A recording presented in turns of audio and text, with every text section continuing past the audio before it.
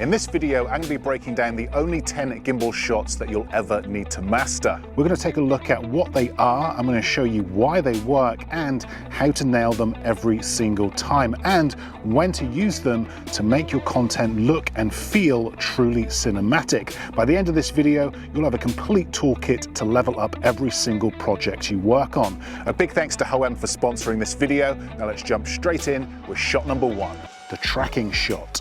The tracking shot or follow shot is an absolute must-know. It's all about putting your audience right there with your character on their journey. You're just following your subject from behind, the side, or in front as they move. Now, consistency is everything here.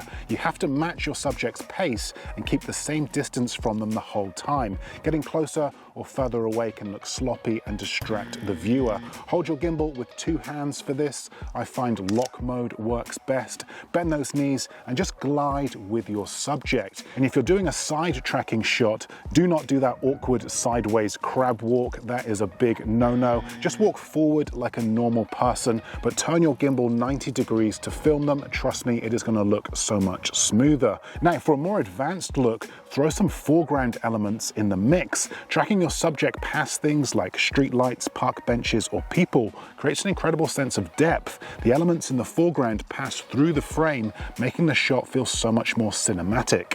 Okay, shot number 2, the push-in. Okay, now the push-in has to be one of the most iconic gimbal moves, and whilst it looks simple, it can completely transform the energy of your shot.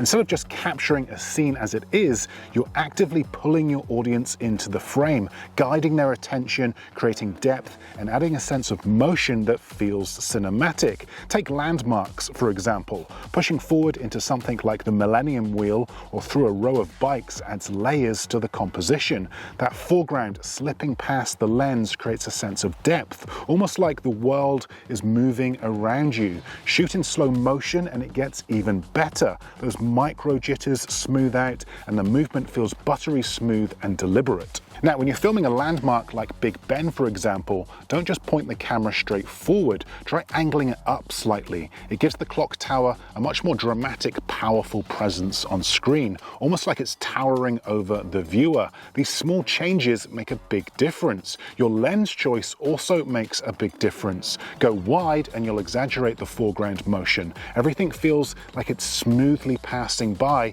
giving your shot energy and interest. Go tighter and the effect is more subtle, with the focus staying locked on your subject or landmark while still adding that creeping sense of importance. Either way, the push-in is about more than just moving forward, it's about pulling the viewer into the scene. Now, if you really want to level this up, try mixing the push-in with a subtle tilt up. Start low, maybe focused on the floor or your subject's feet, and as you move in, slowly tilt up to reveal their face. It adds a layer of drama and makes the shot feel so much more interesting. Okay, shot number 3, the parallax or orbit shot. The parallax or orbit shot is when you move around your subject while keeping them locked in the center of frame. It's a great way to add depth and make your subject or focal point stand out from their surroundings. There are a couple of ways that you can pull this off. For example, when I was filming this London Underground sign, I walked around it in a semicircle as the sign stayed fixed in the middle of the frame. The background shifted and this created this really dramatic flowing sense of motion, but you don't always need to move your feet. Take this shot here, for example. My feet are planted and I'm simply using my arms and upper body to make the orbit. It's a smaller movement, but it still creates that same parallax effect with the background, in this case Big Ben and Westminster Bridge, sliding behind my subject. Now, to make this work smoothly, set your gimbal to pan follow mode. This way the camera pans with your motion while keeping everything out steady. Just remember, the key is to keep your subject in the center of frame. Enable the grids on your camera if needed. This will help keep things lined up and keep your movement smooth and consistent. This is what creates the magic.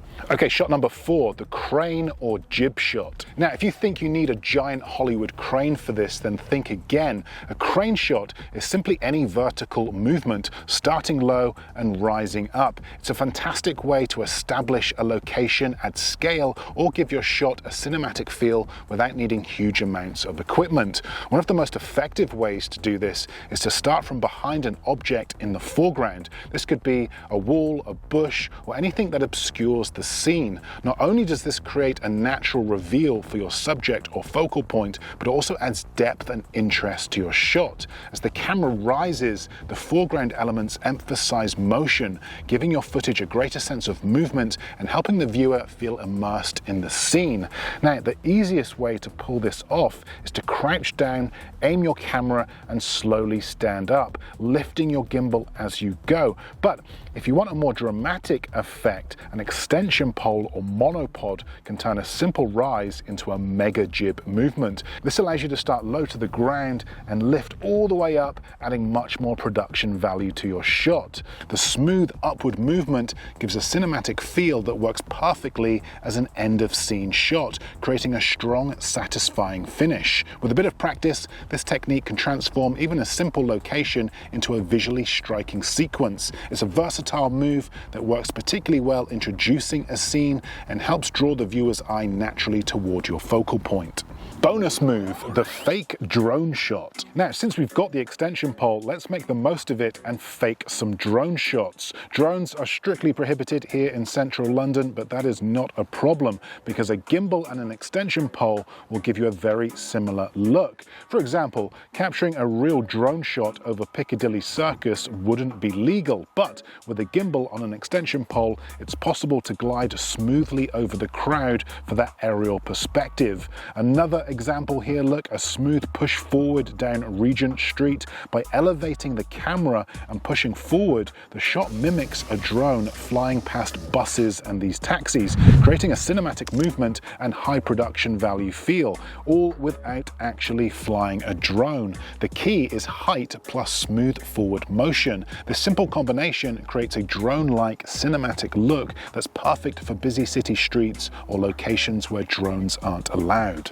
Okay, let's go back to basics with the pull-out. If the push-in is all about focus and intimacy, the pull-out is all about context and scale. It's perfect for ending a scene or showing just how much space surrounds your subject. One way to do this is to start up close on your subject's face and then pull back to reveal them looking out at a location, like London Bridge, for example. Another approach is to start on a landmark or a city skyline and then pull back to reveal your subject taking in their environment. The technique is basically a push in, but in reverse. Frame your subject, get a smooth walk going, and pull back carefully. A wider lens, anywhere between 16 and 24mm, helps exaggerate the movement and makes the reveal feel much bigger.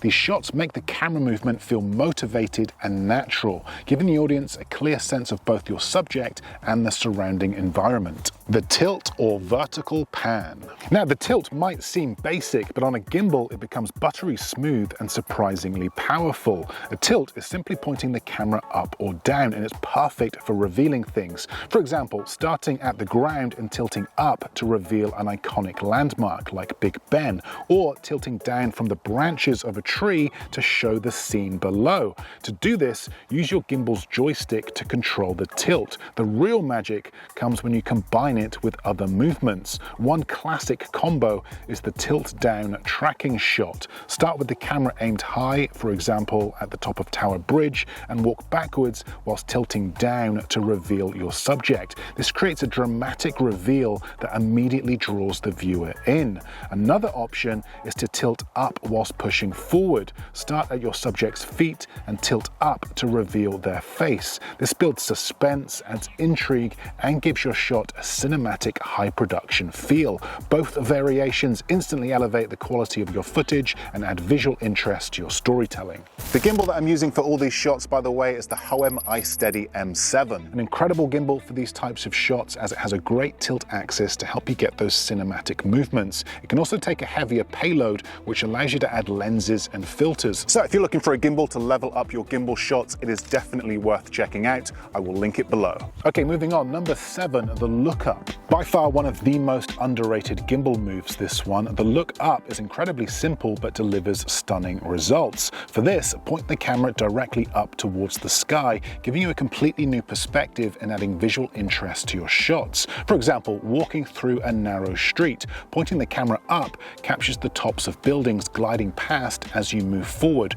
creating a sense of movement and scale. Now, another powerful approach to this is to start with the camera high and close to an object, and then pull it down towards the ground to reveal your focal point. This works beautifully in slow motion, especially with a wide-angle lens, as it adds drama and cinematic flair.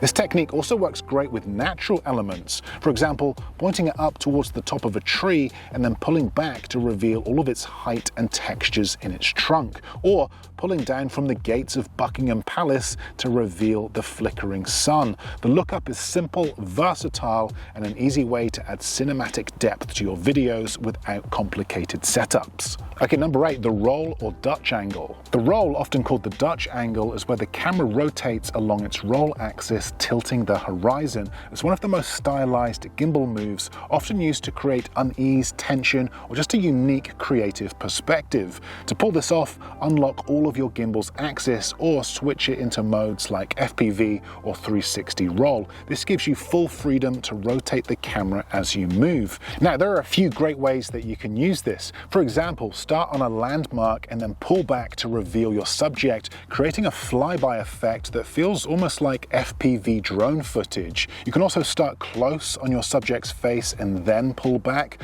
or push forward towards them for a much more dramatic reveal. Now, because this move can be jarring, it works best when paired with smooth motion. Try combining a gentle roll with a slow motion push forward, or with a pullback reveal to give your shot a cinematic edge without overwhelming the viewer.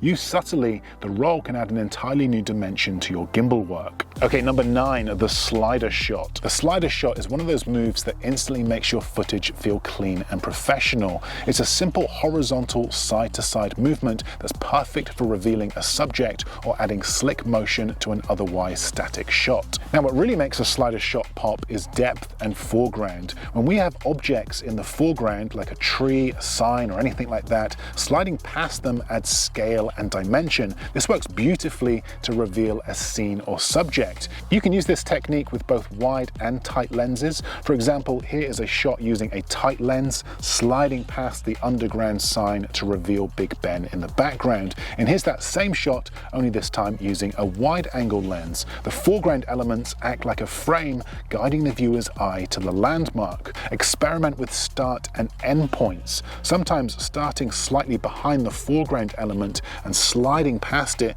creates the most dramatic reveal. Even without a physical slider, this technique can make your shots feel polished, professional, and cinematic.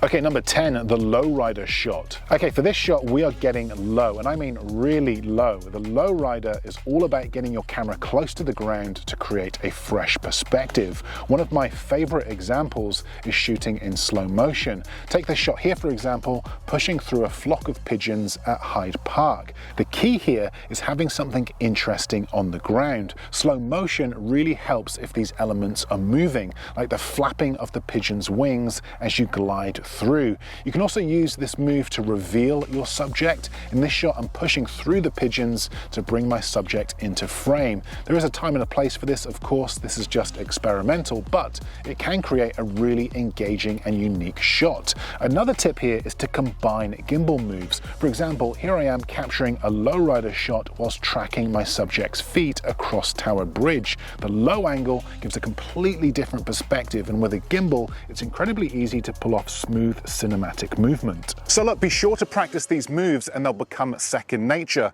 I will put a link to the Hohem iSteady M7 in the description below. If you'd like to learn more about smartphone filmmaking and gimbal moves, then be sure to check out this video here. But that's it from me. Thanks for watching, and I will see you in the next video.